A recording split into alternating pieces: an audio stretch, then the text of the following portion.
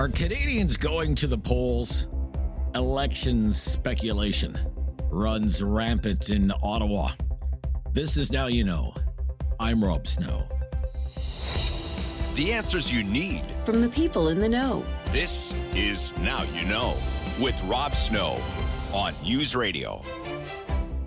It's Ottawa's favorite game, trying to figure out when the next election might be. And that guessing game is getting more interesting by the day. For example, the Globe and Mail is pumping up the election speculation today with a news story that says Prime Minister Carney is being encouraged by the Ontario Premier Doug Ford to call an election now.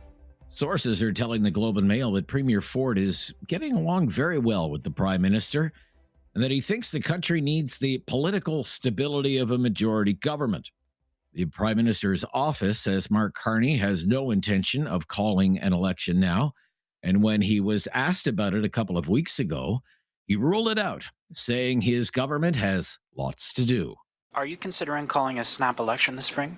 I'm going to go back to the previous answer. What we're focused on is solutions for Canadians. So today's announcement, we'll be tabling legislation soon, very soon. We would love, and we think it's very important, to have collaboration so we can move that quickly through Parliament. So particularly the one-time bonus gets into people's bank accounts as quickly as possible. We still have elements of the Budget Implementation Act which have not been formally passed by Parliament, That's that tax cut for 22 million Canadians. That's the extension of the National School Food Program. That is a series of other measures that go directly to the issue that we're discussing today around affordability. But it must be tempting for the Liberals to want to call an election right now. The latest batch of polls are firmly in their favor. A Leger poll released last week has the Liberal Party at 47% support and the Conservatives 9 points back at 38. A poll last week from Main Street Research showed the Liberals at 51% support, good for a 15-point lead over the Conservatives. The average of all the polls has the Liberals at 43% and the Conservatives 5 points back at 38. The NDP in single digits at just 8% support. The Prime Minister's office and the Prime Minister himself might be denying that they're planning to call an early election, but then there's what Canadians are seeing when they watch television or go on social media.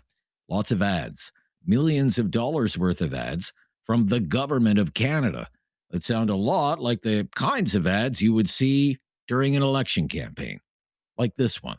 We are a nation of builders. In the 1950s, Canada built the St. Lawrence Seaway.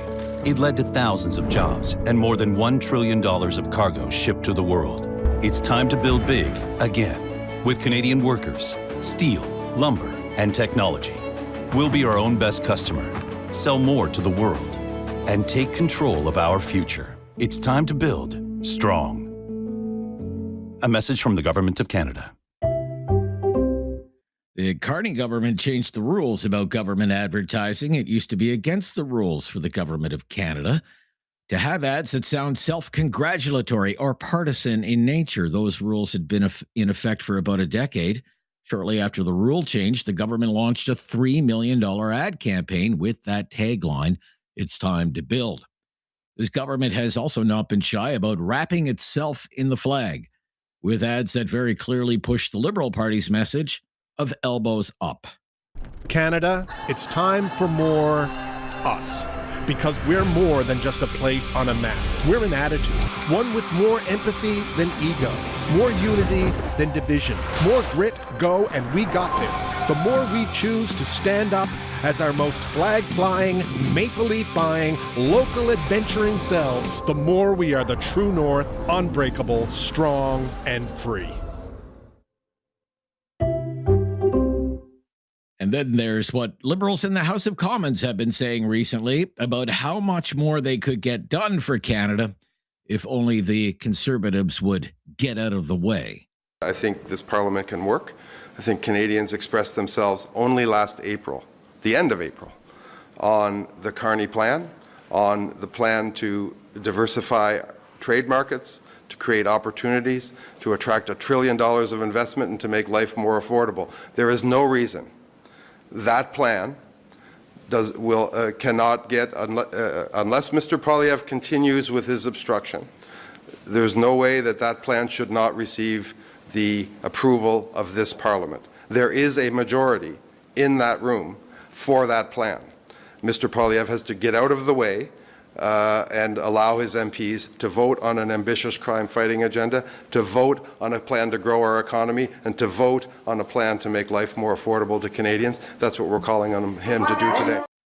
The House of Commons is often a place where political campaign slogans get road-tested, and Liberal MP and Cabinet Minister from Toronto, Evan Solomon, the former political broadcaster, has been a key point person lately on Liberal messaging in the House.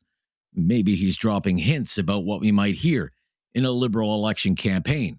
Here's some breaking news for the opposition. We're in a trade war. Illegal and unjustified tariffs are taking those jobs, and this party is fighting for those jobs and investing in the auto sector. You know how to fight for Canadians, Mr. Speaker? You fight for auto jobs. You cut taxes for 22 million Canadians. You boost the GST rebate, helping to put food on the table. You build affordable homes. You invest in defense, childcare, pharmacare.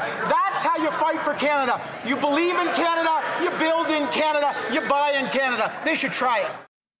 And every election campaign needs a catchy slogan. Mr. Speaker, the contrast couldn't be more clear. We like to build, they like to block. We're building our auto sector with the new auto strategy. They're blocking. We're building affordable housing. They are blocking. We are investing in defense. They are blocking. We're making life more affordable for families with the GST tax credit. They are blocking. We like to build. They like to block. Thank you, Mr. Speaker. How would that look on a lawn sign? The last election was April 28th of last year, 287 days ago. That's 9 months and 12 days. Another election so soon after the last one is not unprecedented. John Diefenbaker's minority in 1957 lasted just 5 months. Dief went on to win a big majority government the following year. Joe Clark's 1979 minority government lasted just 273 days before being defeated. Pierre Trudeau, of course, came out of a brief retirement and led the Liberals to victory and a majority government. I'm Rob Snow. This is Now You Know. This is News Radio.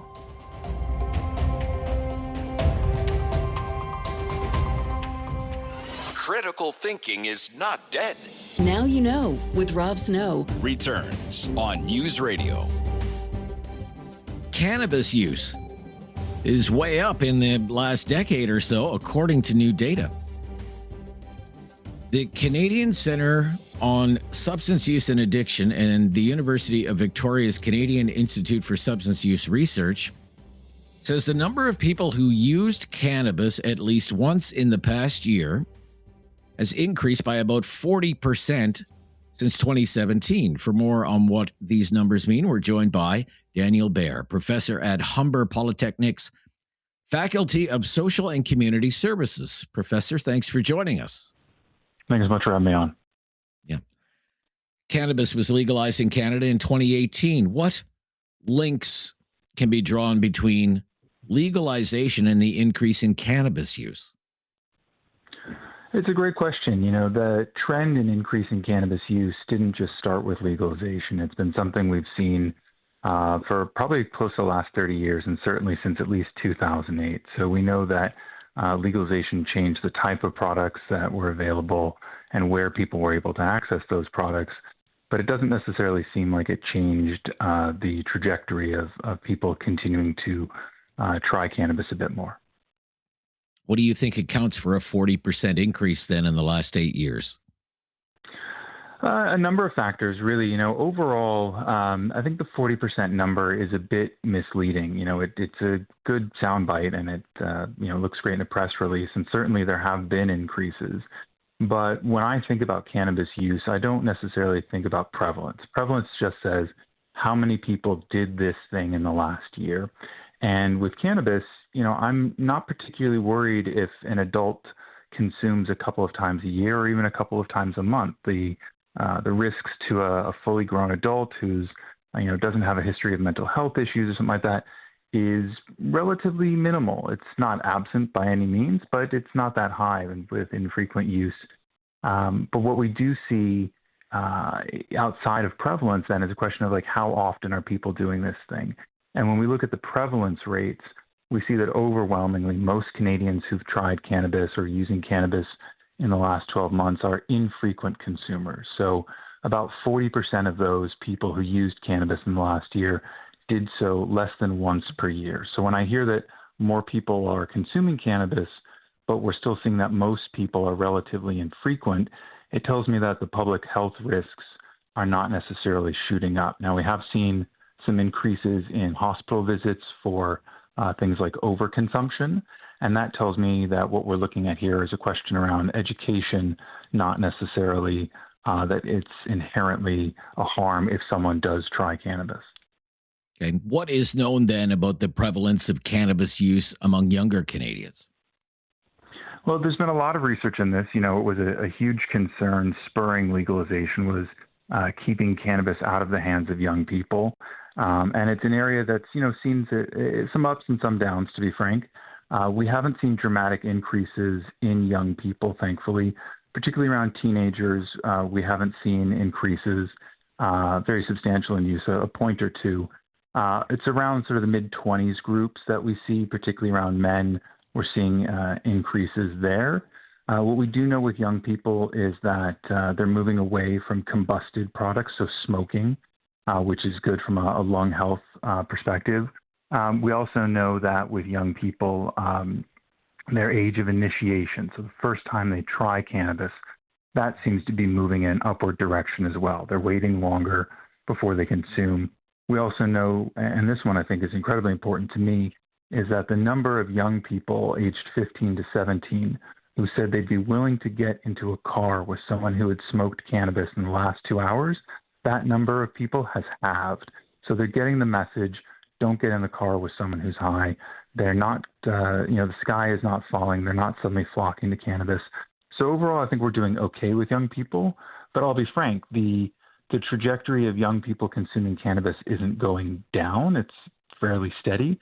And that's not as good as it could be. We could be certainly doing better in delaying young people's cannabis use until they're older and until their brains are more fully developed. For example, this report released last week, young males aged 15 to 35 reported the highest use, increasing from about 33% in 2017 to almost 43% in 2023. Would you say that that's keeping in line then with historical trends? It is, and that number is quite broad, right? It's 15 to 35.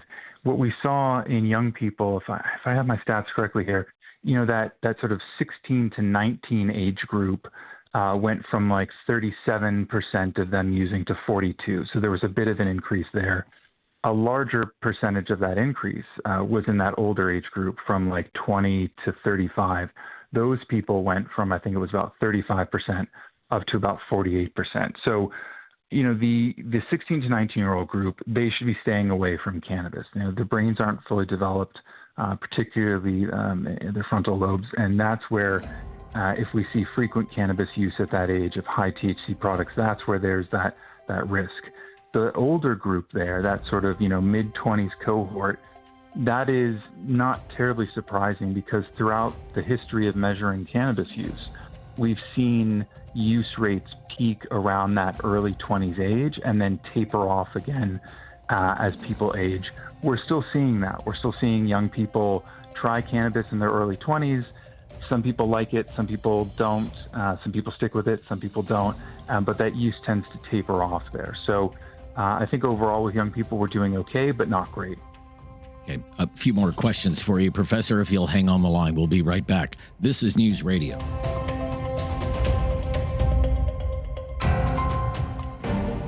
Now you know with Rob Snow continues on News Radio. We're talking about some of the new research that's been out about cannabis use in Canada with Daniel Baer, professor at Humber Polytechnic. A few days ago, Professor. Researchers at McMaster University in Hamilton released some data that said, quote, psychological distress among Ontario teenagers has nearly tripled in the past decade, and frequent cannabis use, though uncommon, is increasingly tied to that distress, especially among young girls. What do you think of that? Yeah, it's interesting. I did see that data come out. I think there's a real challenge that we have of sort of chicken and egg here. And this has been true for a long time in cannabis research, and that is that we don't know if young people are necessarily using cannabis and that is causing the problem, although in some cases obviously is, or if in other cases it is that they are having stress and other emotional and mental health challenges, and they turn to cannabis. And in part because we haven't done a great job with cannabis education before, people, they're not familiar with how to safely consume cannabis, and so they end up using problematically. So I think, legalization really, as I said earlier, was one of its key pillars was intended to reduce youth access to cannabis use. And we've done that relatively well, but obviously a lot of young people are still consuming cannabis, and many of them that aren't getting the kind of education they need to be able to understand the potential risks that they're associated with. And I'm not saying that we're not good at saying there's risks with cannabis. Part of the problem is we deliver that fairly bluntly and without the nuance that young people need in order to be able to make decisions about their cannabis use, and also to be able to feel comfortable that they're not going to be stigmatized by adults if they are using cannabis. So I think there's certainly better that we can do in those education avenues that would reduce some of those harms that we are seeing that McMaster reported there. Okay. You mentioned this repeatedly in the run-up to legalization. We heard the goal of cannabis legalization is to keep it out of the hands of young people and keep the profits out of the hands of the criminal organizations. How is the doing at achieving those aims? It's a great question. I think that overall we're doing fairly well. Setting up a large new system for this essentially was a new commodity in a legal market was a massive, massive endeavor. I think a lot of people underestimate the scale of the efforts there. And we're doing fairly well in that, we're seeing decreases in the amount of cannabis being produced by illicit producers. However, those illicit producers are not going away, and our ability to enforce laws in that area is relatively limited. There's not a ton of funding for the enforcement teams that are still there. We are shipping a ton of cannabis internationally, right? Our producers domestically have found that their prices have dropped because the overall domestic prices have dropped. So they're shipping to international customers now. And so that is a bit of a problem. We are, BC Bud is now showing up across the world. I was in a meeting in Botswana last April, and a government official from a Southern African country was telling me how he's finding in their drug bus cannabis that's labeled as coming from Canada. So, we're doing okay here, but still lots more to do. Thank you, Professor. Great to hear from you today. Thank you so much for having me on. And Daniel Baer from the Faculty of Social and Community Services at Humber in Toronto. This is News Radio. Time for our Monday Newsday political panel, and today we're joined by Matthew Dube, Vice President, Proof Strategies, former NDP MP. Welcome back, Matthew. Hope you're well. I'm doing great, Rob. How about you? Yeah, very good. Thank you. Along with Ashton Arsenault, partner at Crestview Strategies, and welcome back to you, Ashton. Great to hear from you again. Thanks, Rob. Good to be here. Well, Ashton, let's start with you. According to a news report, Ontario Premier Doug Ford is encouraging Prime Minister Mark Carney to call a snap election and try and win a majority government. What's your reaction to that? Yeah, it's a bit of an unusual situation, which, the reporting of it appears to be well sourced. So that has me believing it's probably true. It's not very often you'd hear about a premier being sort of this direct about a prime minister calling a federal election. And, I think it's been made plain for all who are following along that Premier Ford and the prime minister have a good relationship, not necessarily even just a good working relationship, but I think they genuinely seem to both get along, which, I think is in the interest of both of them to be crass about it. So, all of this sort of strikes me as a bit of self-serving on the whole, with some risk sprinkled in, of course. But the numbers are the numbers at the moment, and they definitely seem to favor the Liberals. So it's not totally out of hand that these conversations would start to take place.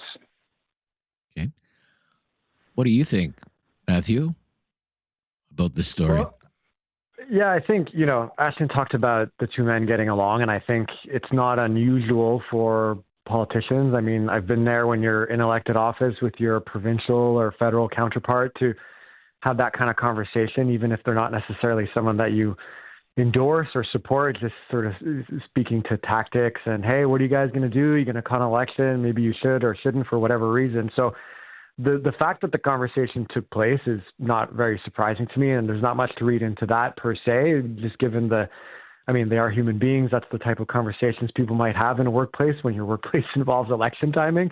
But I think the thing that's more interesting is the fact that it was leaked at all, and who leaked it and what agenda that serves. Are we looking at people involved with the federal Liberals who want that out there as a bit of a trial balloon? Is it maybe people in the Premier's office who have feelings about this? Is there some internal dynamics there that we don't know about? I don't have an answer for you, Rob, obviously, but I don't know who leaked it or why, but I think that if anyone's looking to wonder about the impact this news will have, I think that's more where to look than the fact that the conversation took place. I mean, this is for old timers like me in the print edition of the Globe and Mail today, #1 story on their website. Ford floated idea of snap federal election in private talks with Carney. It's their top political story. And it makes me wonder, as Matthew said, Ashton, do you think this is a trial balloon, that this is even in the paper today? What do you think? Yeah, I think it is a trial balloon. I think about sort of this tenuous position between having a majority government or not. Just before Christmas time, the government got to one seat short of that elusive majority government. And now all of a sudden, they're 3 seats away. And it's rumored that there's going to be more stepping away. We've heard rumors about Wilkinson perhaps getting an appointment abroad. So they're getting further away from the goal, and it doesn't seem like they have the ability to poach additional members from whatever caucus it is that you want to raise. So it doesn't seem like they're ever going to get there over the course of this parliament. And when you combine that with some recent federal polling, well, it'd be political malpractice to at least not consider it, right, Rob? And so whether or not this is a formal trial balloon, to Matthew's point, I don't know who leaked this or why, but it's effectively serving as a trial balloon. Okay. What do you think would tempt the Liberals to call an early election, Matthew? Well, just political expediency, right? How well they're doing in the polls. And I think, if you want to be a little more, one might say naive or perhaps optimistic and less cynical about it, just getting some stability in uncertain times, that's probably what they would present it as. But I think at the end of the day, the process piece sometimes gets overblown. I don't think Canadians are as bothered by how you get to an election. They might make a lot of noise about it, but the issue set that leads the day, whether it's affordability, relations with the U.S., whatever issue voters are prioritizing, that's what they're going to think about ultimately. And so I think for the Liberals, it's worth maybe a couple of days of having to justify it and to get to that point. Whether or not they do it is another matter. But I think they would argue the stability, and the reason why they would want to is just to have that majority under their belt, as Ashton said, without having to get involved with all this, all these sort of backroom deals that I don't think Canadians view quite well either in terms of floor crossings and the like. Right. What do you think the temptation is, Ashton? What do you think? Yeah, it's the majority. Polls?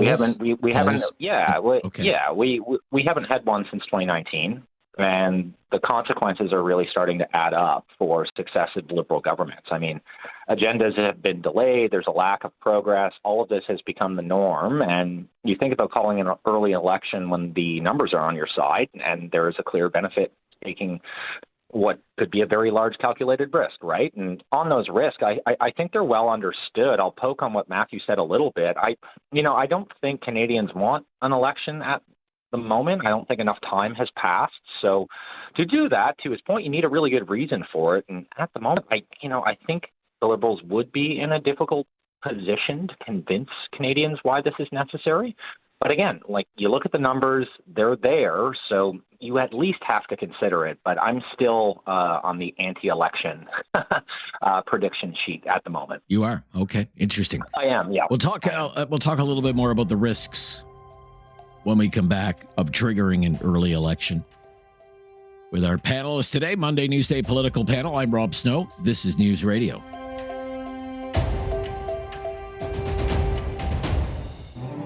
There is no question Rob won't get answered. Now you know with Rob Snow continues on News Radio.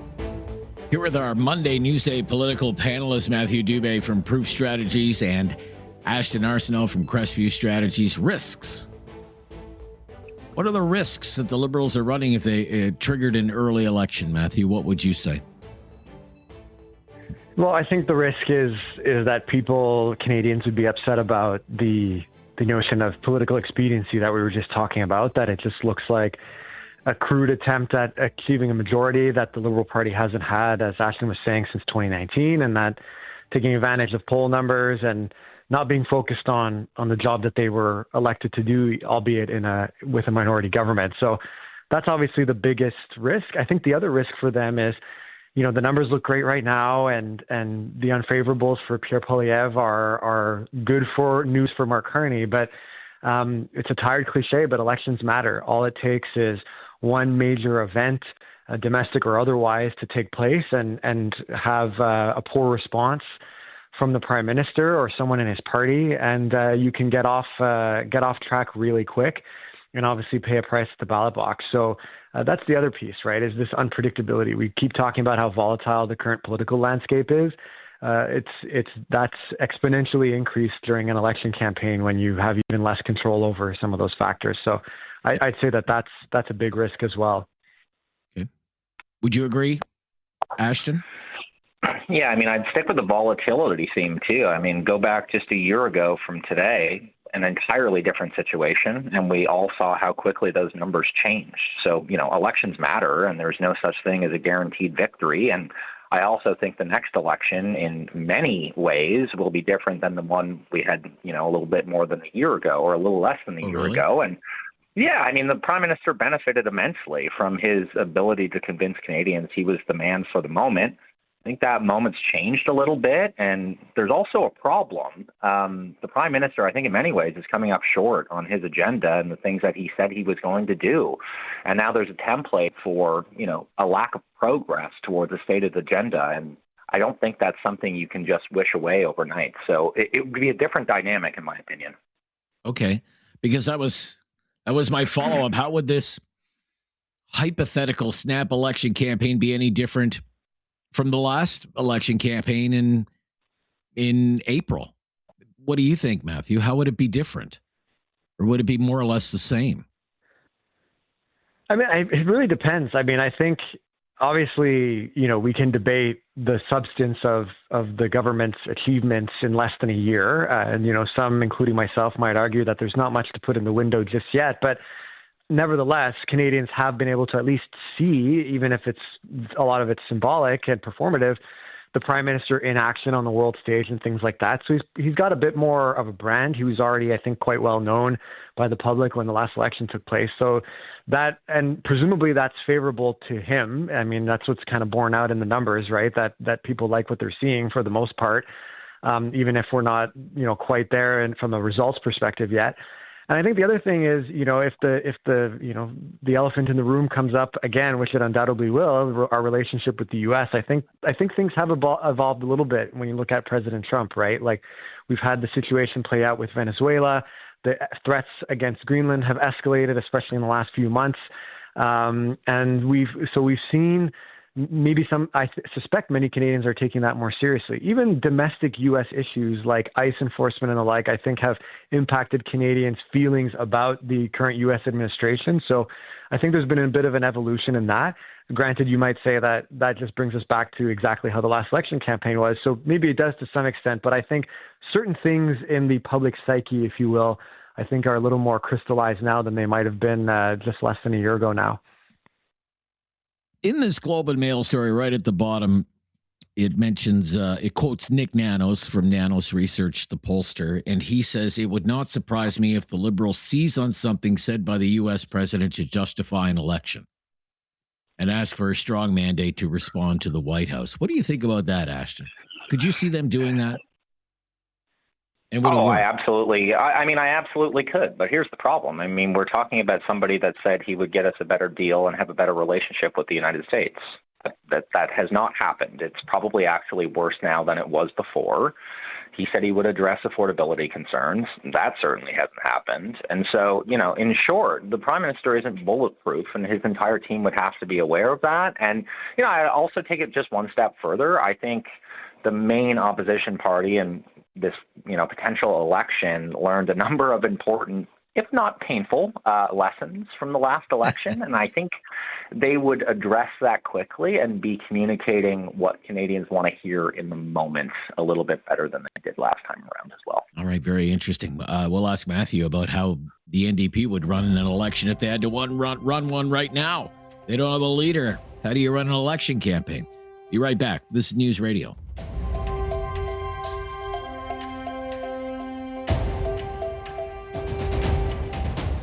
Questions. Now you know with Rob Snow has the answers. On News Radio. You're talking politics with Ashton Arsenault from Crestview Strategies, Matthew Dube from Proof Strategies.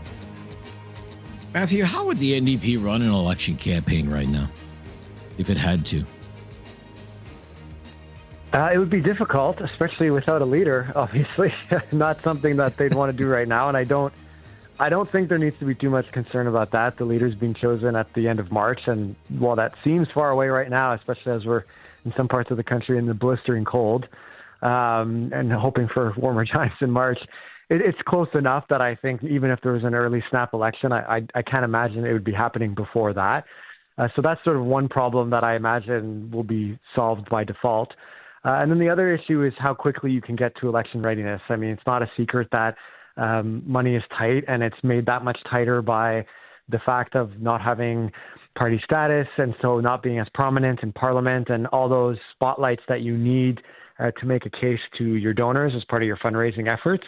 How quickly they can get that machine to an acceptable place will depend on the next leader. But I would venture a well-informed guess, I'll put it that way, that the focus will be on regaining party status. I don't think, no matter who's elected leader, I don't think any of the main contenders are under an illusion that they're doing anything other than trying to get at least 12 seats for the next election. And I suspect resources and efforts will be deployed accordingly, which makes it a little bit of an easier thing. Not that that's the best word in these circumstances to do. Yeah. So target areas that the NDP lost a lot of ground, where the NDP lost a lot of ground last time, like British Columbia, for example. You would That's right. Yeah. Places that are politically fertile, where you can get strong candidates and the like, for sure. Yeah. Yeah. And who knows, the current situation with the pipeline debate might actually work in the NDP's favor there. Who knows? Look, if you're Pierre Poilievre, it's one thing to lose one election, but what if he lost two? I mean, if the Liberals actually did pull the trigger, had a campaign, won a majority government, what does that mean for Pierre Poilievre's time as leader of the Conservative Party, Ashton? Yeah, it wouldn't be good. I would fully expect him to resign on election night if that were the outcome. It's usually two and done, if not one and done, if history is any precedent whatsoever. And, to go from outperforming via popular vote and seat count only to sort of end up with a minority to go to a majority, it's just untenable. So I would expect a pretty quick resignation if that were the outcome. Okay. Well, we have about 90 seconds left. Let me ask you, Ashton is from Prince Edward Island. Prince Edward Island has officially a new premier now with Rob Lance. Well, you right? know, what's old is new He again. was, right.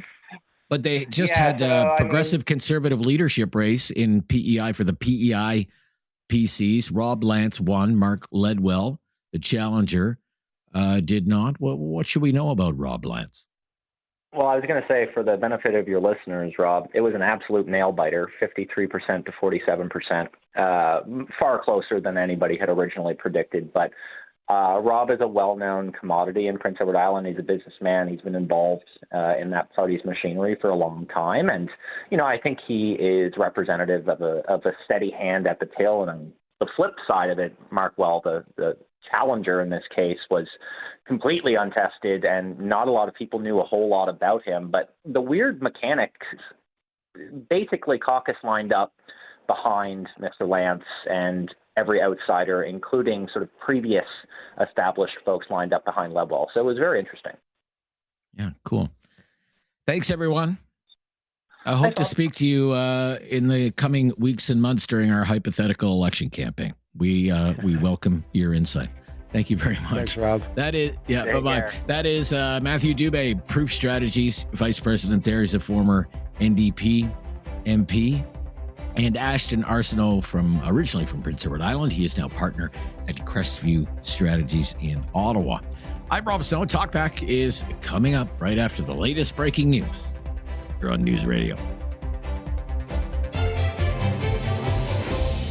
Welcome to Talkback.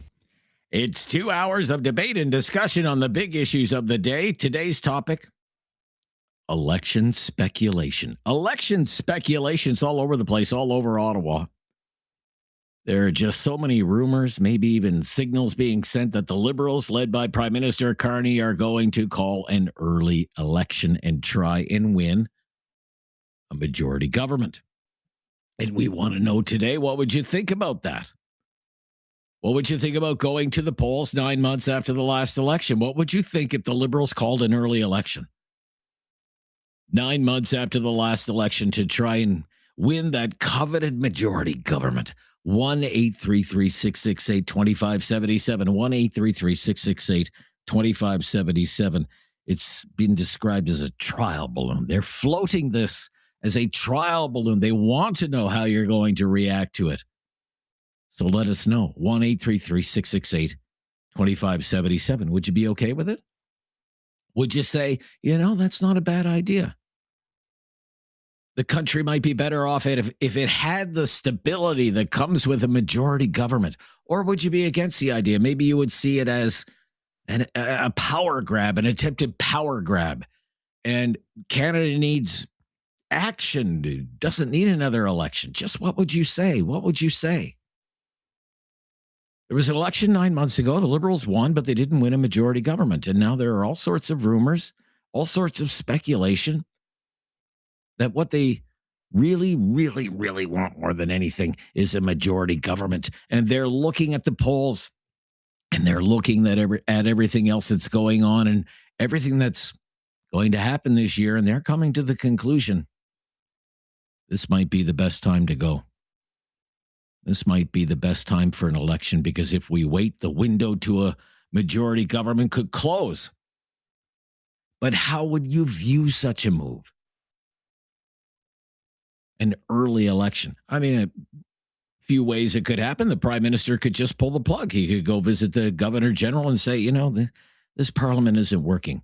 Canada is facing serious challenges, and I need a new mandate from the voters. And the Governor General might agree. She could disagree, but most likely she would agree. And they would be off and running in another election campaign. Another way to do it would be to engineer their own defeat in the House of Commons.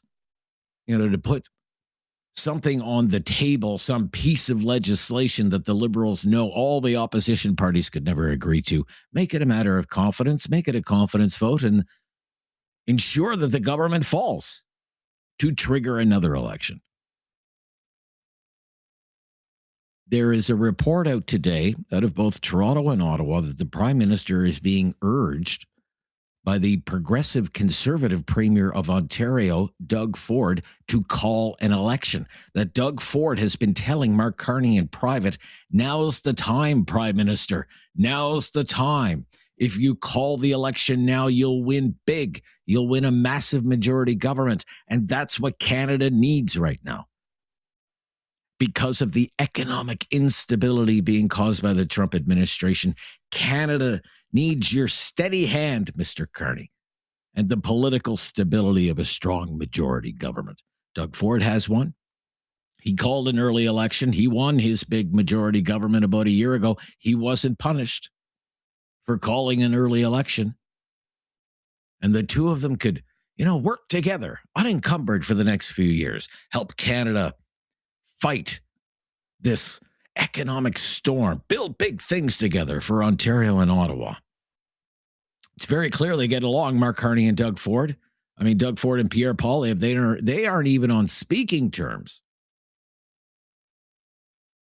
And part of the pitch could be it's good when the Prime Minister of Canada gets along with the Premier of Ontario, even if they come from different political parties. So that is in the political news cycle today. Doug Ford telling Mark Carney, call the election, Mr. Prime Minister.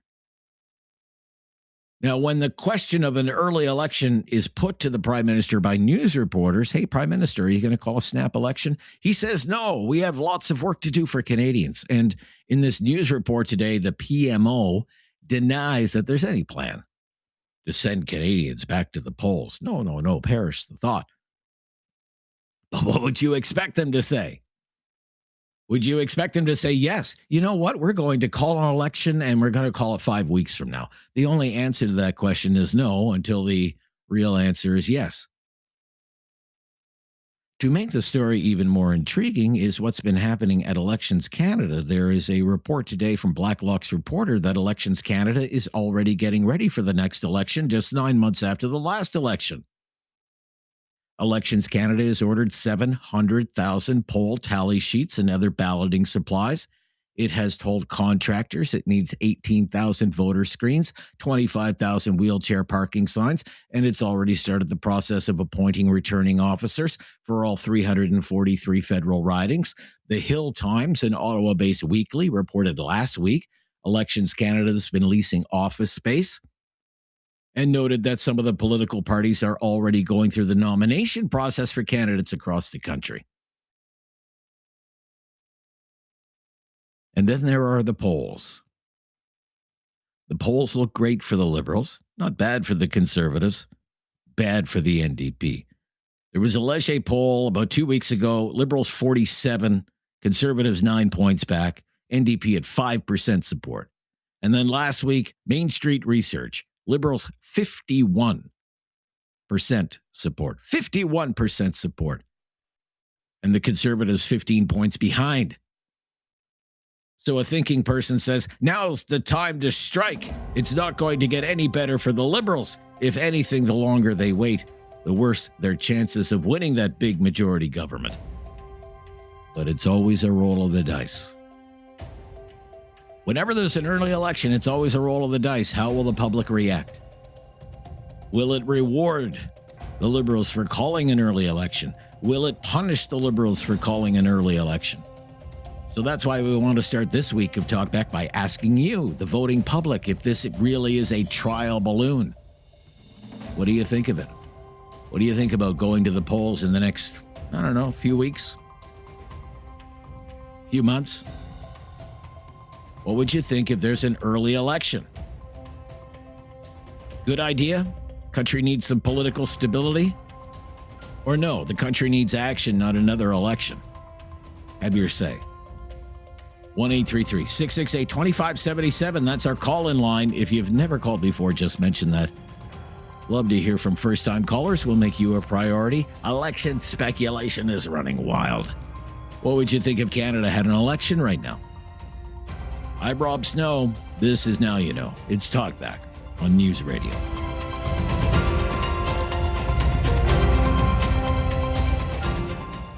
Have something on your mind you want everyone to know? Call now. Hello. 1-833-668-2577. It's Talkback on Now You Know with Rob Snow. Election speculation. A lot of speculation the Kearney Liberals are going to call a snap election. They are going to call an early election. What would be your reaction to an early election? Would you say something like, that's a good idea. Country needs the political stability that could come with a majority government? Or would you say something like, that is a terrible idea? We just had an election 9 months ago. The country needs action, not another election. Or would you say something totally different? 1-833-668-2577. Let's go to Sean in Cambridge today. Hello, Sean. What would you say, Sean? Hi. Good afternoon. I say fortune favors the bold. If you take the initiative, you're more likely to have a positive outcome rather than being carried along on the tides of time. This country needs stability. We need somebody to step forward and grasp the horse by the reins, quite frankly. And you know what? If we have an election, it'll settle things. Well, do people like Polytechnic? Do they like Kearney? It just needs to be done. We need somebody to just step forward and seize the reins, quite frankly. Okay. Why isn't that the case right now? Have the reins not been seized right now?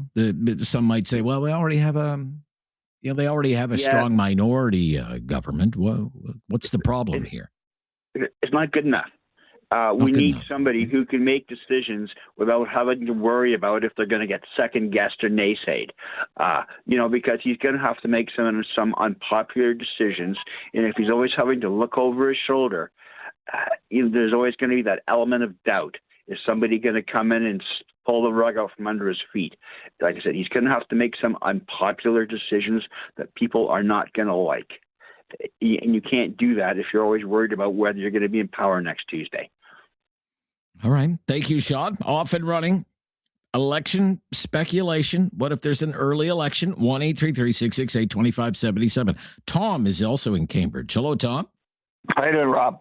Personally, I would prefer not have an election right now, but it would not change my mind who I would vote for. I just don't understand how we keep politicizing things. And to me, it's this, I would like some stability, but I just don't like the politicizing now that the Conservatives are going to curry favor to the auto workers so they don't have their severance tax, their severance money tax, where it doesn't really work for the rest of the Canadians who will face similar circumstances if they happen to lose a job because they're being laid off or a plant closure.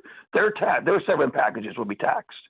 So to me, I would prefer, if you're going to have an election, call it. It's Doug Ford. It's easy for Doug Ford to say, but he's got his own issues. He's got a majority government, but he's having his own issues right now.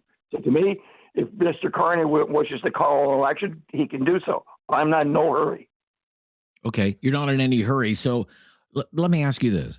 Some people are saying, well, there could be backlash. It could be seen as arrogance. It could be seen as, a power grab. Do you think there would be a backlash against calling an early election? Oh, I think so. Because again, I think we've gone through a couple of these already. And I think we as citizens or just ordinary people, give us a bit of a break here right now. I think from a distance or even up close, I think the government right now is doing the best they could do under the circumstances. They are fighting a couple of battles on two fronts, and whether they're taking a little more time to make decisions on certain things, whether it be the free trade agreement, whether about the F-35s or the GRIP and everything else and that, they got to weigh out their checks and balances. So they're going to be damned if they do and damned if they don't, and they're always going to face criticism anyhow. Okay, thank you. Yep, election speculation is our topic of the day here on Talkback. 3 or 4 lines available there. The wait won't be too long. 1-833-668-2577. 1-833-668-2577. Major report in one of the papers today. Doug Ford is saying, Mr. Prime Minister, go for it. Go for it. You're riding high in the polls, and we need some stability in this country so we can go after Donald Trump together. We can build this country together with the stability. And if you have the stability of a majority government, Canada will be in a much better place. So I'd love your reaction to that. 1-833-668-2577 to have your say on Talkback as we start the week with a hot political topic today here on News Radio.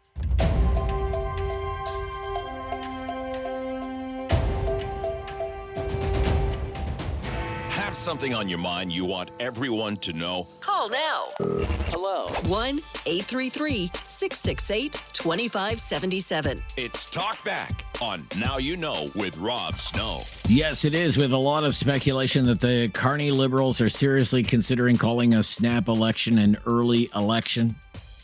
Rumors abound. But what would be your reaction to that? Peter is in Calgary today. Hi, Peter. Hi. Thank you for taking my call. You're welcome. You know, what would you think? Your last two callers, I hope they're still on the air listening. If an election is called and if the federal Liberals succeed in getting a majority government, that will double the popularity of the separatist movement in Alberta. Guaranteed. Oh, really? Why do you say that? Because many Albertans are tired of the Trudeau family tradition that has gone on for 40 years and the fallout of it. Depending on how Mark Carney handles dismantling some of that stuff as to the reaction out west. And the folks who keep saying that Poilievre is an angry man and how can we deal with they need to understand what the job of the opposition leader is. You know, if legislation is not good and the opposition leader says, this is no good, we got to get rid of it, and he sounds angry, well, you know, what people are saying is Pierre Poilievre has done a great job of being an opposition leader. Okay, and let me just run a few things by you. Sure. Okay, you're out there in Calgary. I think there's some belief in liberal political circles in Ottawa that if there was another election, say pretty soon, liberal fortunes might be looking up in Alberta, in a province where they only won 2 seats the last time, because Mark Carney is sounding at least more open to having a pipeline to British Columbia. He signed the MOU with Premier Smith. You don't buy into any of that? No? You think it'd still be sparse territory for Liberals? Absolutely. I have, that's good window dressing. The feelings are deep. And if the East really wants to straighten things out, dismantle some of the stuff that Justin Trudeau put into place. There's also a new poll out today. And actually produce. There's also a new poll out today from the Angus Reid Institute, a poll of about 1,000 people in Alberta. And it says just 29% would vote to separate. And of that group, only 8% say they would definitely vote to separate. The other 21% say I'm just leaning that way. I stand by what I say. If we are blessed with a liberal majority, that number is gonna spike. I don't know. It's gonna spike. 50. Okay. It will. Hey, and you know, talking about the opposition, a really cool, if you want to put it that way, tidbit of history is that when they constructed the House of Commons 250, 300 years ago, the distance between the opposition and the governing body was always at least 2 times the length of a sword. Okay. If you think that went through, it's kind of funny, really. Right. But okay. that was so the opposition couldn't take a swipe at the government with their sword. I see. But again, the takeaway from my conversation for you is if there is an early election and if the result is what the Liberals would love it to be, a majority government, this 29% figure that's published today from Angus Reid on the desire for separation would it will spike. It will go up a lot more. Okay, that's something to consider. Very interesting. Thank you for your call. 1-833-668-2577. We'll be back right after the latest breaking news and talk about the buzz in Ottawa, in the political bubble. Let's have an election. Let's get that majority. What would you think if the Liberals did that? 9 months after the last election. 1-833-668-2577. It's Talkback on News Radio.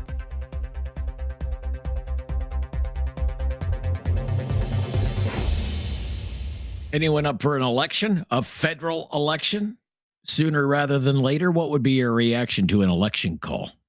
1-833-668-2577 to have your say on Talkback today. Lots of rumors, lots of speculation, lots of denials.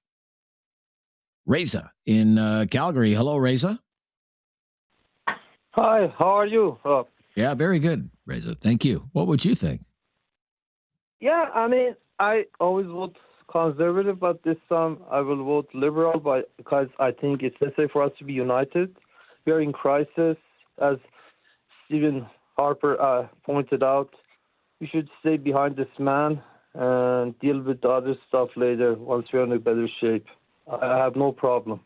I think about Canada.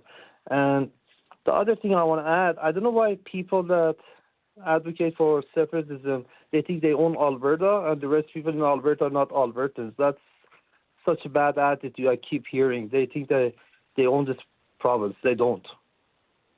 Okay. Yeah, that's a bit of a side issue that maybe we can explore as we make our way through Talkback today. But you say you've always voted conservative, but this time, if there is an election, you would vote for the Liberals. Why? What's changed?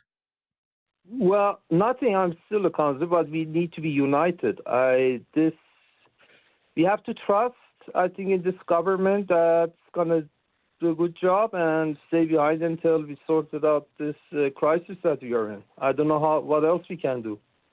Okay. All right. Well, how about this? The argument has been made, look, the last time the Conservatives were in power, Quebec separatism wasn't an issue, and Alberta separatism certainly wasn't the issue that it is now. Where's the evidence that the Liberals are the party of unity? It's after 10 years of the Liberals now that the separatists are on the rise in Quebec, and the separatists are on the rise in Alberta. Well, good point. I don't think this is the same Liberal platform that we know from Trudeau era. That definitely not. This is not the same Liberals that I know. Okay. So some people are saying there could be backlash against the Liberals. It could be seen as a power grab. Doesn't sound like you're leaning that way, though. I don't see it. I don't want to be negative about this. No, right. I don't know why. I don't. That would be very bad if they do it. I don't think people will ever trust Liberals if they kind of take that course of action to try to benefit from this. I'm hesitant. That's what I see. I don't think. And it might, there's always any decision you do, there's a risk. I don't think it's significant enough to make a separation a kind of a major issue for the country right now. All right. Thank you. Yeah, Reza says he's always voted for the Conservatives, but if there's an election and even a snap election, he would vote for the Liberals because he thinks the country needs to be united right now. What do you say? 1-833-668-2577. Jim is in Nova Scotia. Hello, Jim. Hey, how you doing? Yeah, very good, Jim. What would you think? Early election, like an election this year, maybe soon, maybe before the summer. I don't really care. But I will tell you something. I'm not a big fan of any politician. I think they're all a bunch of liars. But Carney is doing a very good job with the country. And if Polytechnic get in, Trump would roll him up in a pipe and smoke that boy. Really? The only one that I mean, what's he going to do? He doesn't have a selling feature on any one of his campaigns other than, the Liberals do this, the Liberals do that. When's he ever going to say we're sticking up for the people?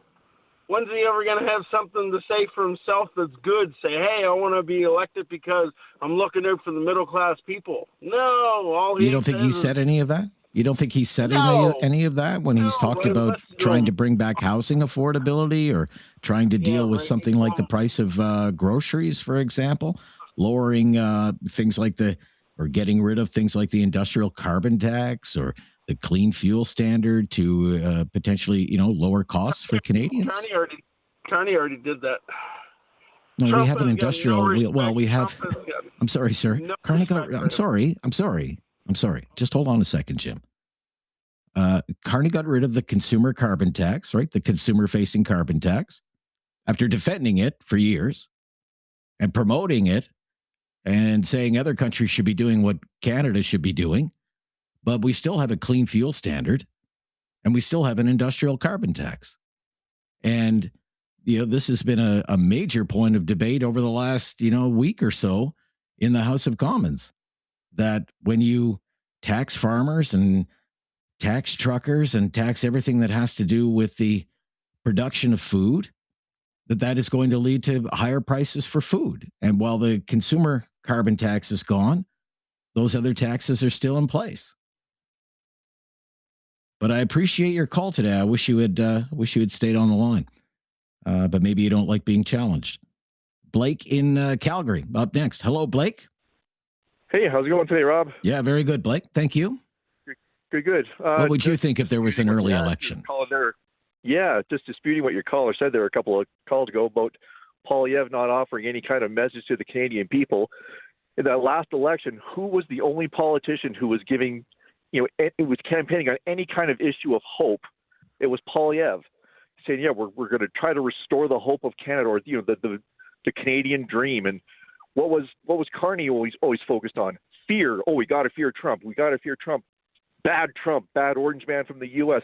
That's all Carney was ever focused on. Poilievre was the only one that offered any kind of message of hope. And, the Liberals have been in power for far too long. It's time for them to go. Let's bring in some fresh blood, some fresh ideas, and some fresh concepts. Okay. Well, what would you think if there was an early election and you had a chance to cast a ballot, maybe this spring or this summer? Because that's the rumor right now. What would you think of that? How would you view that? 100%. The Liberals put my family in the poorhouse more times than I can count with their ridiculous policies. So no, I'd never trust Liberals. Right. Would you be okay with having an early election? Absolutely. Get those Liberals like out. 9 months after the last election? Yep. No, time for them to go. Time for them to go. Okay. You can't wait to kick them to the curb.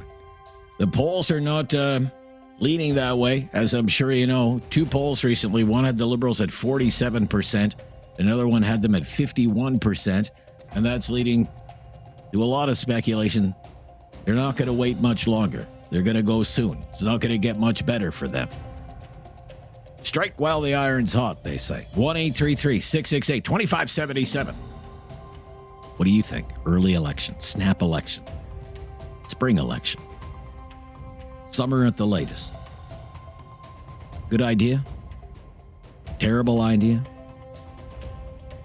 Action, not election? Just what is your opinion on this? This is News Radio. Have something on your mind you want everyone to know? Call now. Hello. 1-833-668-2577. It's Talkback on Now You Know with Rob Snow. So the speculation the Carney Liberals are thinking about calling a snap election. This is adding fuel to the fire in the Globe and Mail today. I will admit this is like catnip to me.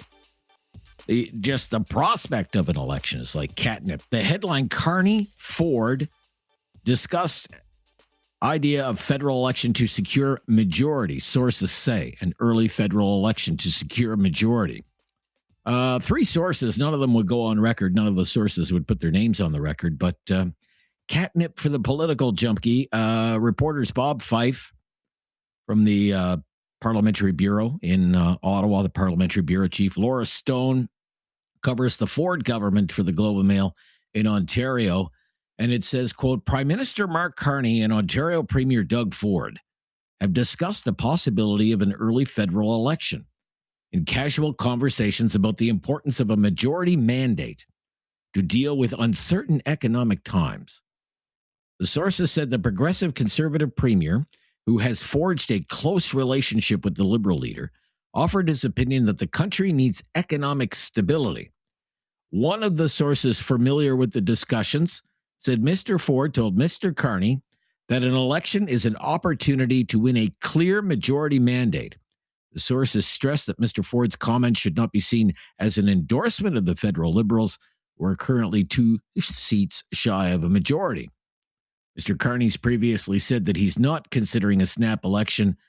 His office repeated that assertion on Sunday. Mr. Ford's office declined to comment. It goes on to talk about the relationship between Carney and Ford. The relationship could be especially important for Mr. Carney, whose party fell short of a majority last year in large part because it failed to make significant gains in populous suburban ridings in the greater Toronto area and the surrounding regions of southern Ontario. The conversations happened on several occasions, both in person and over the phone, including at the First Minister's meeting in Ottawa, January 29th.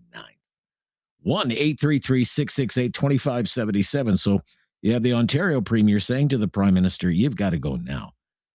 You have to go now. Call the election now. That's what's best for the country. But what would be your reaction to that? Let's go to Steve. He's in Windsor, Nova Scotia. Yeah, very good, Steve. How are you? Good. Good. I don't think that Carney has any intention right now of calling a snap election at all. I think just from the standpoint of he doesn't have to. I think that the person we have to take a look at that may cause a snap election is the attitude of Pierre Poilievre, as opposed to anything would you say that Mark Carney. Well, because Pierre Poilievre has made a statement that he is now willing to support the government. And I think that may have come out of the recent convention that he had, that where he was probably, and I'm just speculating on this, he was probably told, you've got to change a little bit of how you're approaching the government at this point in time. Because if you take a look at the last election, which the Conservatives were supposed to, before Trudeau quit, were supposed to win by a large majority. That flipped overnight with Carney, and virtually overnight. And 8, 9, 10 months later, the question is not what the Canadian people think about Mark Carney perhaps trying to grab a hold of a majority, as opposed to what the Liberal voters of the country think at this point in time. And if you take a look at it, they immediately did a 180 on the last election. I think if you ask Liberal voters today how they think about Carney, they're a lot more positive about Carney today than they were back in April. Well, which obviously means what? That probably translates into a majority government. So I don't think it comes down to what the Canadian people think or how we can punish him. It's what Liberal voters are thinking about Mark Carney right now. Okay, but I'm confused how Mr. Poilievre works into this, because Mr. Poilievre, it's not like Mr. Poilievre can trigger an election. Well, he can trigger an election by beginning to change his attitude back to being a mini Trump. If he begins to move back to that type of a position, he is going to then be saying that to Mark Carney, because he has made statements that he is willing to support the government. If that doesn't come out in reality, then he's going to have a problem. Okay, but you still have this impression that Mr. Poilievre is too Trumpy. Well, Mr. Poilievre, regardless of what he says today, right now, has spent the last 2.5 years, but prior to that, being a little bit Trumpish. I think someone has said to him, "You've got to begin to soften down your rhetoric." Okay, again, I know the Conservatives didn't win. I'm not here to defend how they did in the last election, but it was the best election result for the Conservatives since 1988. It was the best election result, but it was also a very good election result for the Liberals. Sure. Because at the dissolution it also helped that the Parliament, NDP. It also helped that the NDP only won 7 seats. The collapse of the NDP. Both sides gained on that. But in the last election, the Conservatives moved up 24 seats.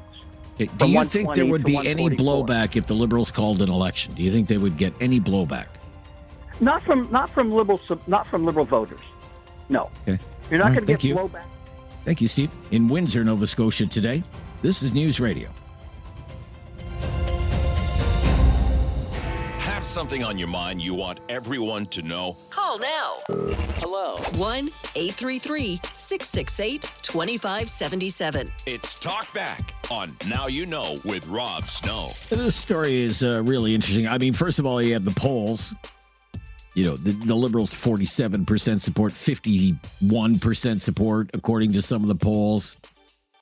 This story says Mr. Carney has a lead of as much as 29% over Mr. Poilievre as preferred prime minister. So in our leader-driven politics, that matters so much.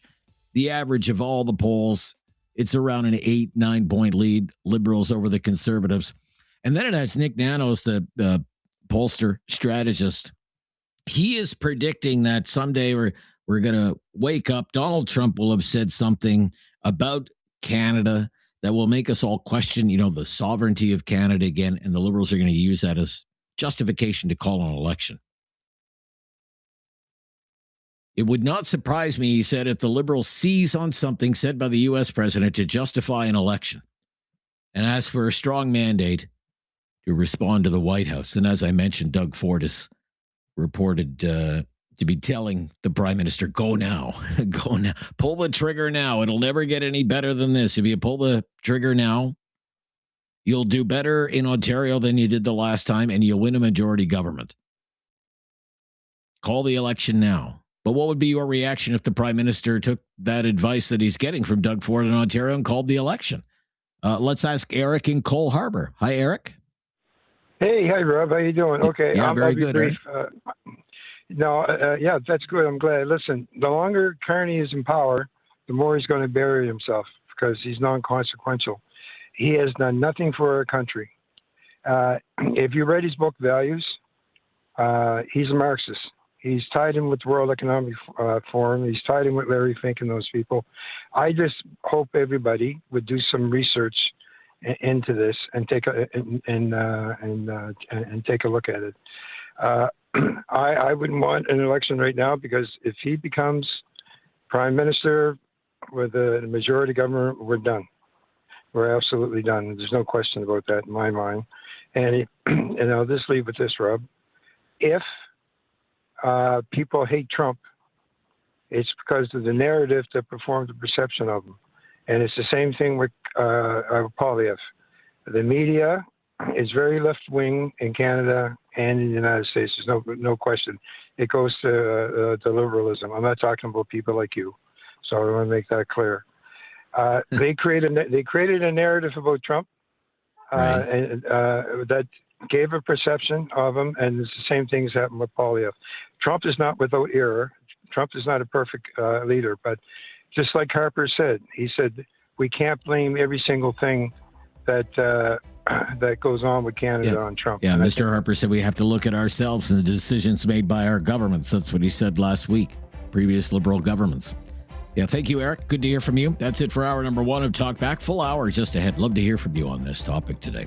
Politics to start the week for Talkback. Gearing up at Elections Canada.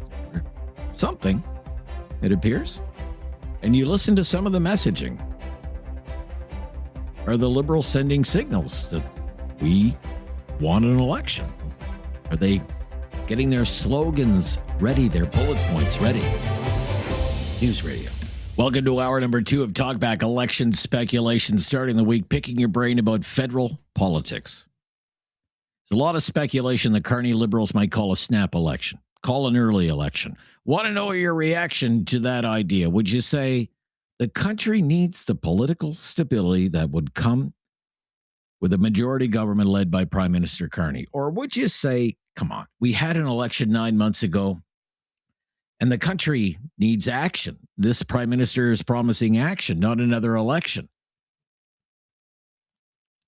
Here's something else that is leading people to think we could be headed for an election.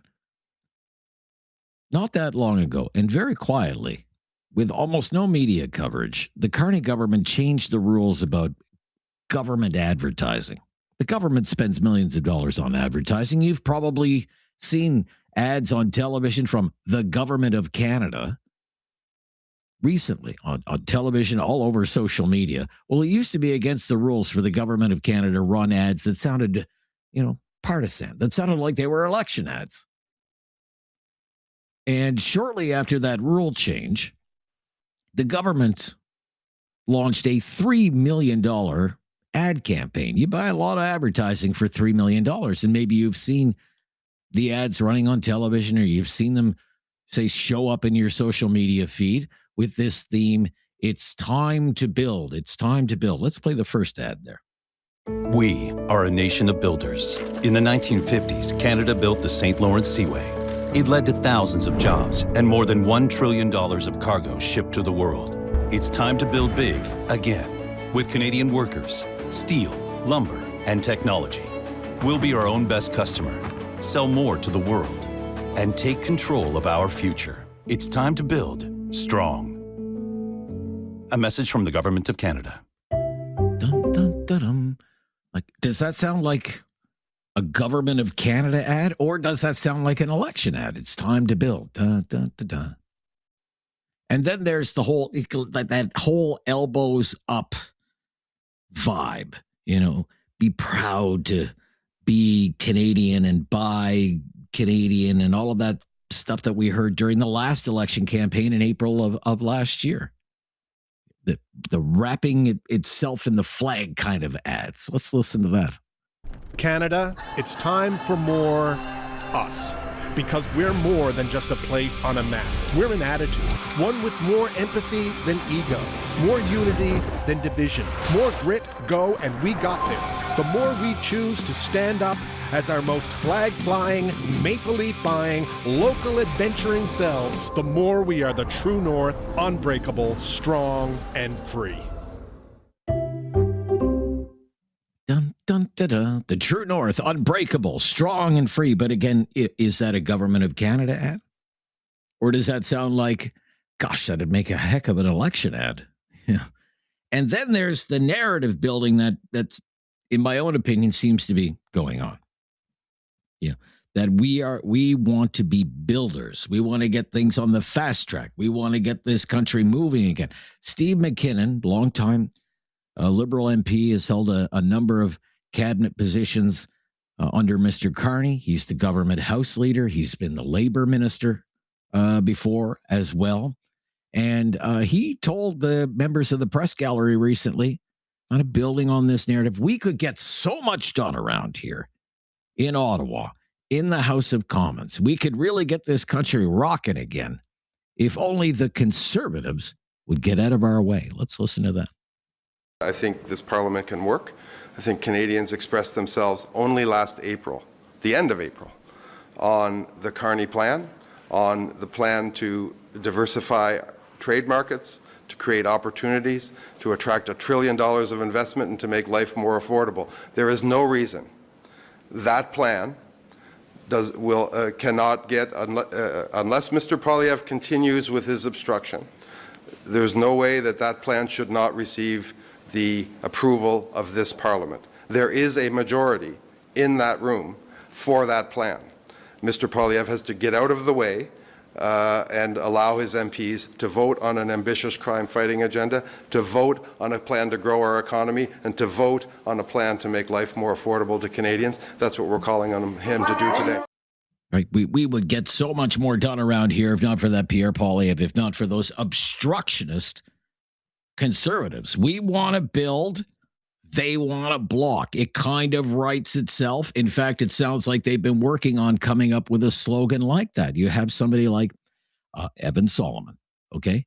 Used to have the big political talk show on CBC, had the big political talk show on CTV, had a radio show, really is a master communicator, and has really been pushing the Liberal message in the House, coming up with catchy slogans like, we like to build, they like to block, like this clip. Here's some breaking news for the opposition. We're in a trade war. Illegal I'll play the next and one first. unjustified The next one tariffs. after this. Mr. Speaker, the contrast couldn't be more clear. We like to build, they like to block. We're building our auto sector with the new auto strategy. They're blocking. We're building affordable housing. They are blocking. We are investing in defense. They are blocking. We're making life more affordable affordable for families with the GST tax credit, they are blocking. We like to build, they like to block. Thank you, Mr. Speaker. Yeah. I mean, it works. It works. You could hear it in an ad. We like to build, they like to block. All of it, from the ads, from the whispers, from Doug Ford into the Prime Minister's ears. Call the election now. From this building of the narrative, we could get so much more done if it wasn't for those conservatives. It's basically crying out, what do we want? We want a majority mandate. That is why people think there's an election coming. There's an election coming. And not just that, there are big checks coming to about 12 million Canadians in June and in July, which just adds to this idea. 2026 could very well be an election year, despite the denials from the Liberals. But what would be your reaction if that were the case? 1-833-668-2577. 1-833-668-2577. Lots of lines available. Lots of time to take your call. In hour number 2 of Talkback on News Radio. Have something on your mind you want everyone to know? Call now. Hello. 1-833-668-2577. It's Talkback on Now You Know with Rob Snow.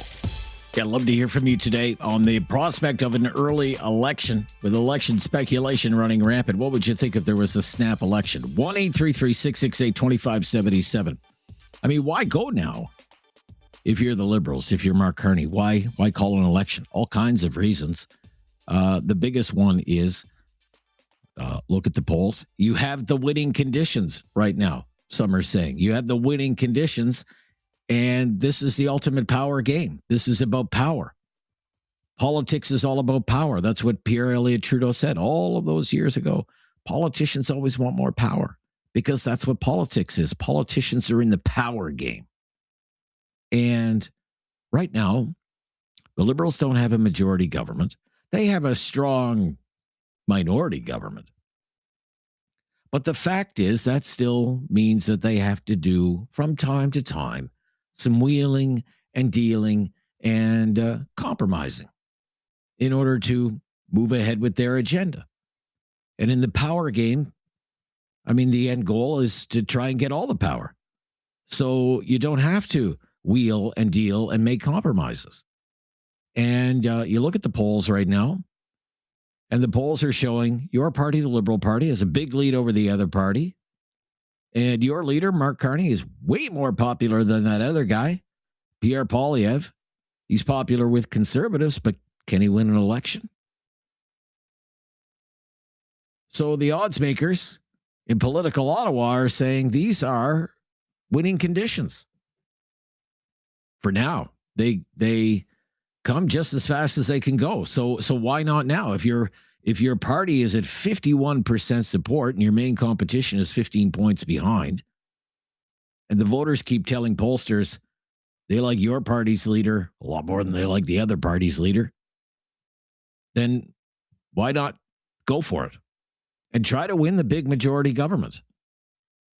Now, there are all kinds of people who say that could backfire, and they give all kinds of reasons why that could backfire.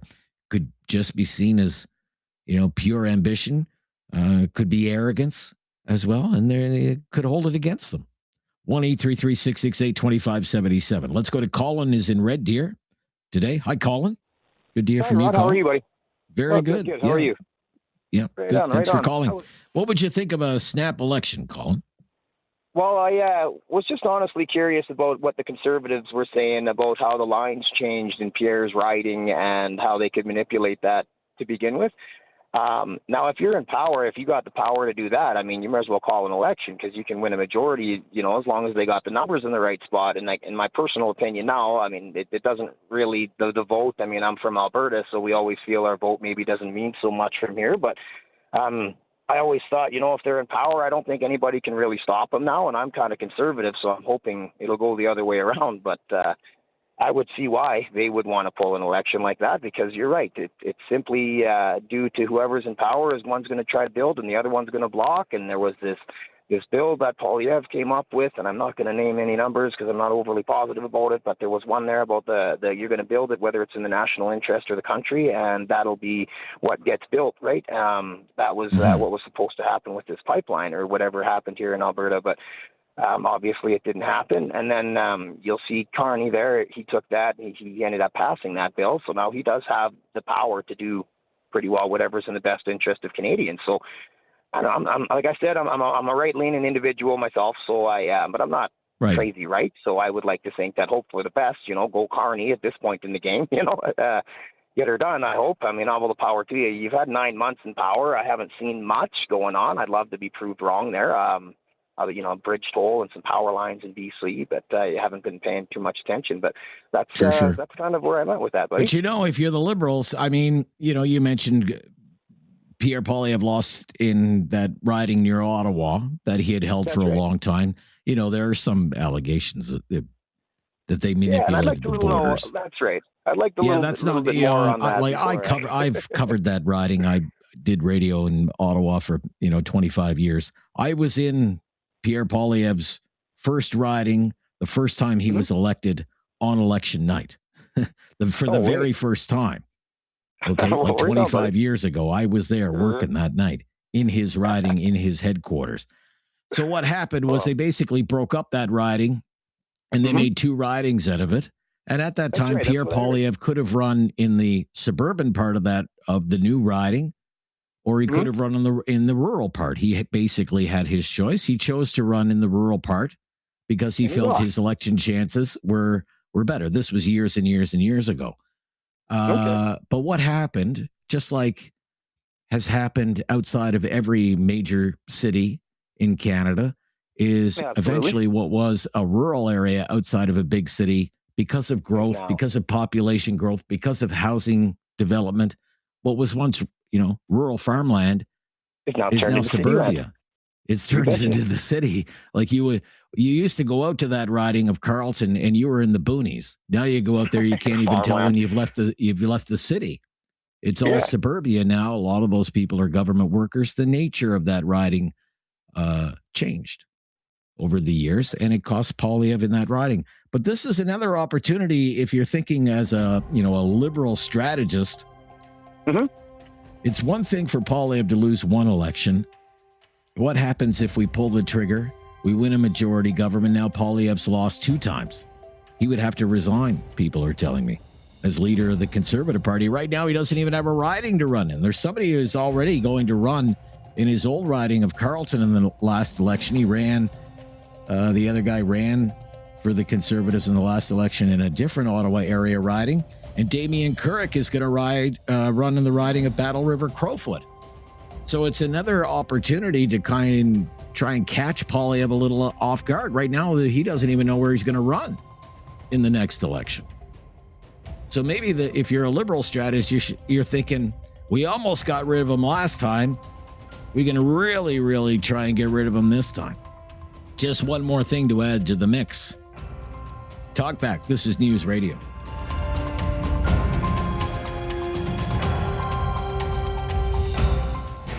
Something on your mind you want everyone to know? Call now. Hello. 1-833-668-2577. It's Talkback on Now You Know with Rob Snow. Well, a new question period has started in the House of Commons, and once again, it's the Conservatives making their main message all about affordability. Let's listen to the response from the government side. We're in a trade war.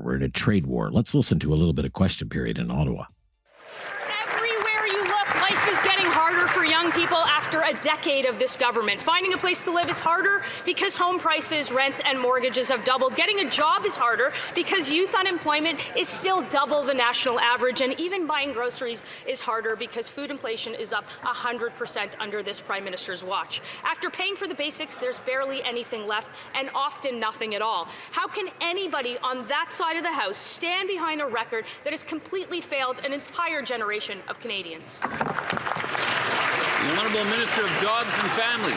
Mr. Speaker. Speaker, every step of the way as this government has supported Canadians in what undeniably is an uncertain time, they have fought against, Mr. Speaker. Conservatives have stood up time and time again against Canadian families, against Canadian workers, against Canadian children, voting down, Mr. Speaker, things like school food programs, enhancements to EI, work and support for families, early learning and childcare. Mr. Speaker, no matter the solution, all they can do is obstruct and get in the way. That's right. Honourable member for Obstruct, Thornhill. get in the way.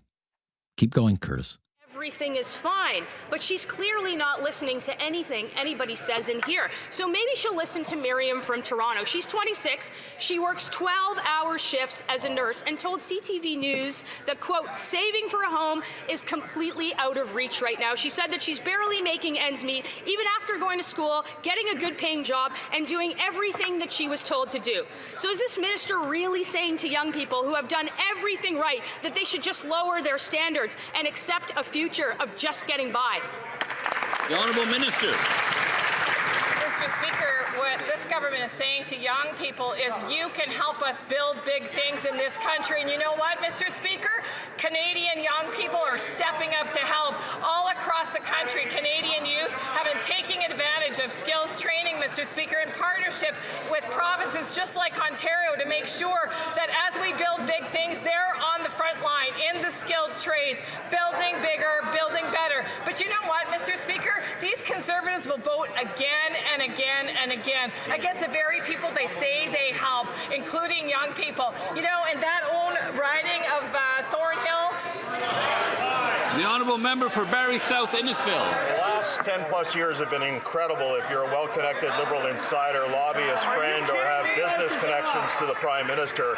Every leading indicator says the Canadian economy is in free fall, and while they get to gorge on the all-you-can-take taxpayer buffet, auto workers, tradespeople, families, and single moms who are struggling to pay rent and mortgages, young people who've lost hope, and seniors who can't afford groceries are being told they've never had it so good.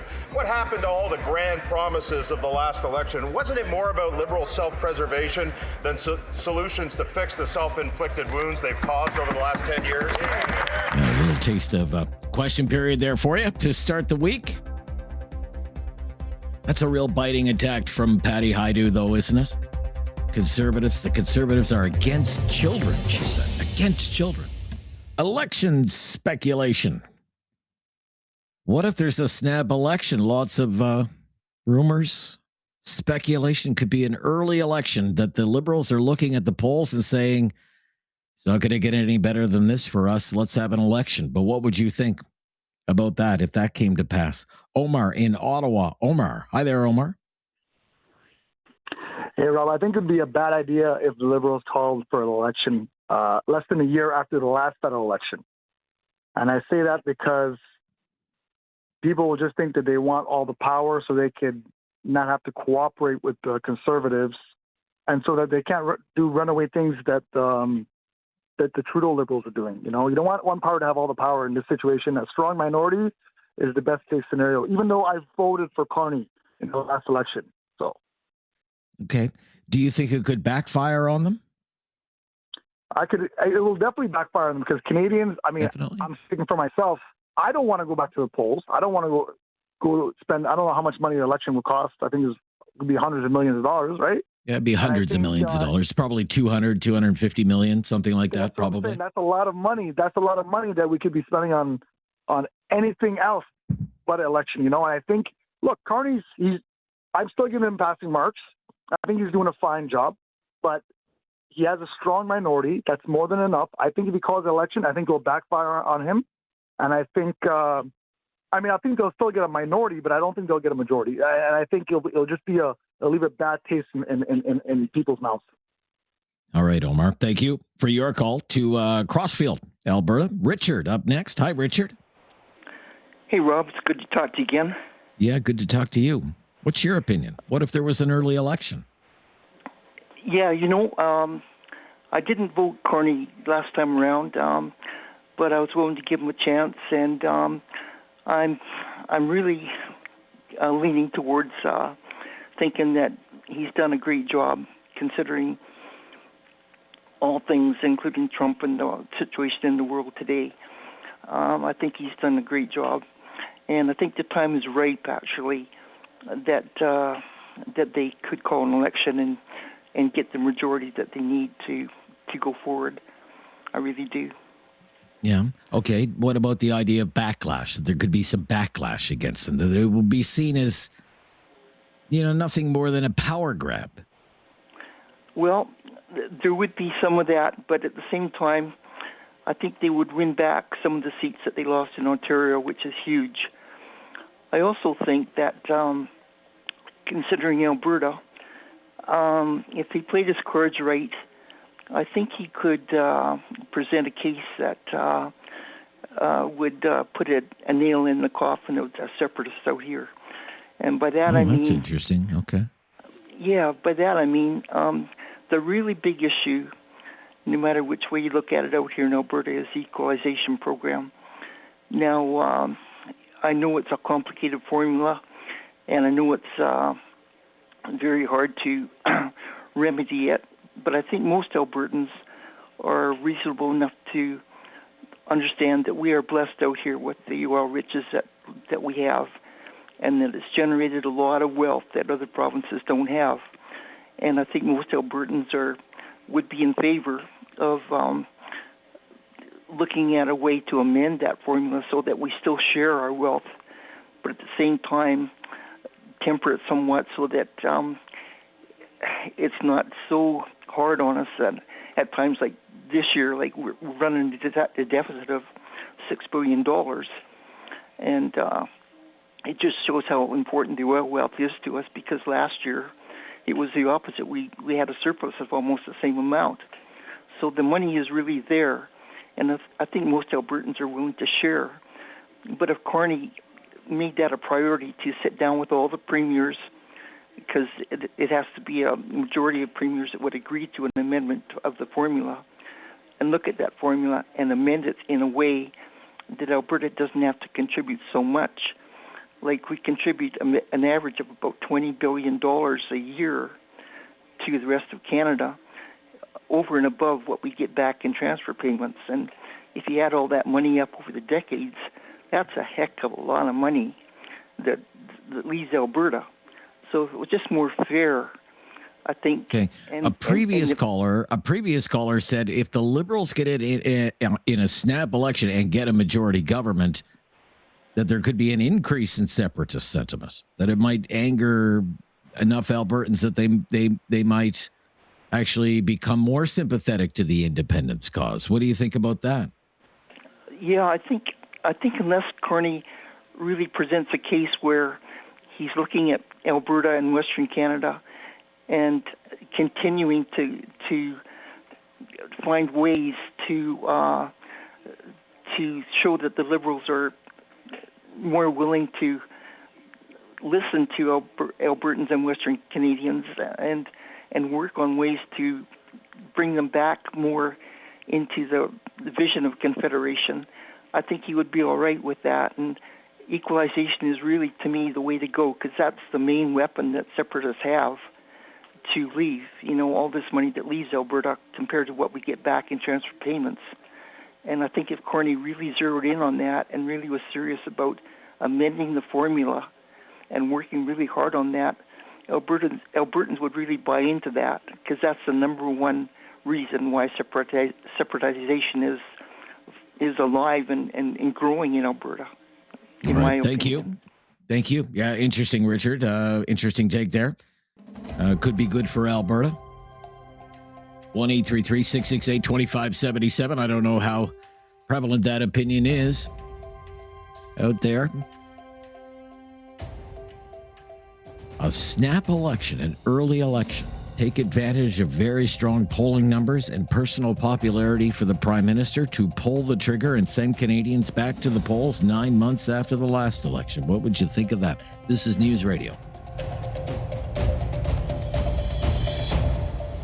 Have something on your mind you want everyone to know? Call now. Hello. 1-833-668-2577. It's Talkback on Now You Know with Rob Snow. I mean, there are all kinds of people who say a snap election could backfire. The main example they always point to, Ontario Premier David Peterson back in 1990. David Peterson back there, I remember that election. I was just starting to attend university in Ontario when that election happened. And David Peterson had a big majority government, a liberal government at the time in Ontario. He was riding high in the polls, and he called a snap election 2 years before he had to, and it completely backfired because it was viewed as a naked grab for power driven by liberal arrogance. And instead of another liberal majority government, the NDP came out of nowhere and they won the election, and Bob Rae became the Premier of Ontario, and David Peterson lost in his own riding near London, Ontario. Bob Rae, it was a rough few years for Bob Rae and the NDP. They had to deal with a terrible recession in the early 1990s. They had a big dispute with labor unions because of a budget crunch, and Bob Rae imposed what became known as Rae Days to deal with that. Unpaid days off for government employees under an NDP government. It was called the social contract at the time.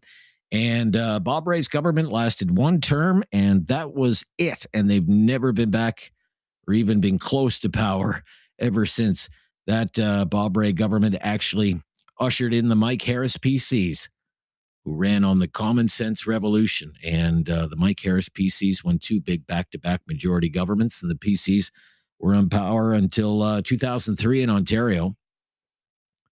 But for the Liberals, I mean, this is the risk that you run. In Ontario, that meant the Liberals didn't get a chance to govern Ontario for 13 years. 3 terms they were out of office. Eventually, they came back and governed for 15 years. But that is the example always held up as a reason not to have a snap election. Hey, remember Ontario in 1990? Well, that was 35 years ago, right? And we have more recent examples of politicians triggering early elections and not being punished by the voters. Doug Ford being a recent one. You know, Doug Ford looked at the polls, gauged the sentiment of voters, looked at the ballot question, even shaped the ballot question, which was Trump, Trump, Trump, Trump, Trump, and said, I'm having an election. And I'm going to run against Donald Trump. I'm not going to even mention my provincial opponents. I'm going to run against Donald Trump. And as a result, he won a huge majority government, his third. That was, almost a year ago. And in Nova Scotia, Premier Tim Houston called an early election after he vowed never to do that. And he wasn't punished for it back in November of 2024. Barely a year and a half ago, the PCs in Nova Scotia got 52% of the vote. Highest vote tally in that province since the mid-1980s during an election. So it's not like, the more recent examples indicate that the voters really punish politicians for calling early elections. So if your party is in the 40s or the 50s in the polls, like high 40s, low 50s, why wait? What would you be waiting for? For things to get better? If they could only get worse? Let's go to Tom, is in Cambridge. Hi, Tom. Hi, Rob. How are you? Yeah, very good, Tom. Yeah. What do you think about having an early election? I think it's possible, and I'll say the reason. Number one, don't ever, if you're a PC, show up, let Scheer talk or Harper. They're hated. The PCs don't have any policy on how to deal with Trump. And secondly, what has happened, the deal that Carney made with the western provinces, Alberta farmers, Manitoba, Saskatchewan, with the China. So he produced. And the difference between them and this is why I think if he's going to do it, he's going to do it now, because these guys don't have any policy.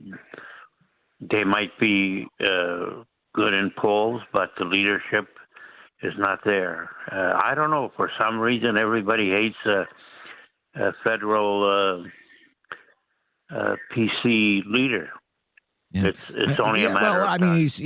The party is still polling, pretty well at 38% support. It used to be 38% support. I mean, you'd be darn near knocking on a majority government territory. Majority, yeah. One of the issues that is hurting the Conservatives right now is the near complete and total collapse of the NDP. You have to remember the one and only majority government that Stephen Harper won was when the NDP surged in support and it siphoned off a lot of support for the Liberals back in 2011. But I understand what you're saying. This could be an interesting pitch for the Liberals to voters in Western Canada. Look, I signed an MOU with your premier. She was all smiles when she signed it, Danielle Smith. So there's that. And, for voters in Manitoba and Saskatchewan, I secured you access to your second largest market for your canola farmers with my deal with China. And all we had to give up was, 50,000 made in China electric cars. I can see your line of thinking there. Tom, thank you for your call. Be right back. This is News Radio.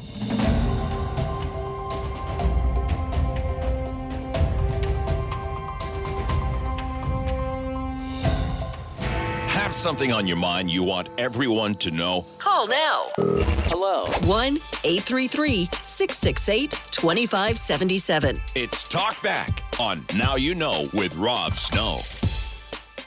Another reason that the Liberals may be considering an early election is a lot of things that are happening right now. And a lot of things that could only make the Liberal political fortunes a little bit bleaker as the weeks and months go by. Look, the economy's not great. One of the top economists in the country was on cable news last week in Canada saying the Canadian economy's on life support.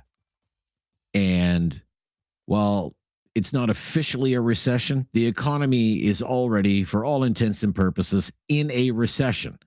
The economy is on life support. Inflation, it might be at 2.5%, but food inflation certainly isn't. It's closer to 7%. That's been all over the news. We talked about that last week. And you know what else has been in the news?